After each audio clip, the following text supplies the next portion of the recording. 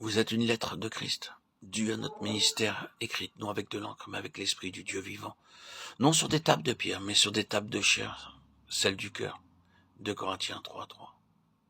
Comme autrefois Dieu avait gravé la loi sur des tables de pierre. Aujourd'hui, sous la nouvelle alliance, c'est dans le cœur qu'il écrit la loi de l'Esprit et le nom de Christ. Et pour le faire, la langue de ses ministres lui sert de plume. C'est là ce qu'il faut rétablir dans le ministère. Il ne suffit pas de sentir le besoin du Saint-Esprit. Il faut savoir encore que pour faire son œuvre, il attend qu'on le reçoive comme il veut être reçu. Ce qu'éprouva Paul à Corinthe, Actes 18, 5, 11, 1 Corinthiens 2, 3. Il nous montre que nous devons reconnaître avec crainte et tremblement notre faiblesse et notre incapacité pour que la puissance de Dieu descende sur nous. Tout le reste de son épître confirme ce qu'il dit là. C'est parce que Paul portait toujours en son corps la mort du Seigneur Jésus que la puissance de Christ agissait en lui. 2 Corinthiens 4, 10. L'Esprit de Dieu combat la chair, le monde, le moi. Ce n'est qu'après les avoir terrassés qu'il peut agir.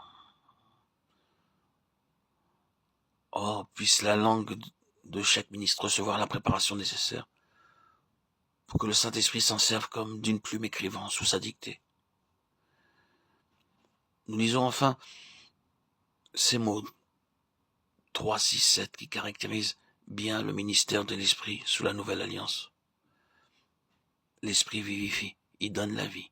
Le contraire, la lettre tue, ne doit pas s'entendre seulement de la loi de l'ancienne alliance, mais de toute science qui ne vient pas de la vie de l'Esprit.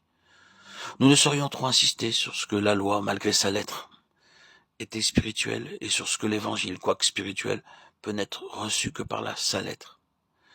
L'Évangile peut être prêché avec clarté et fidélité, il peut avoir une influence morale très forte, sans être reçu autrement que par la sagesse humaine et non par la puissance divine.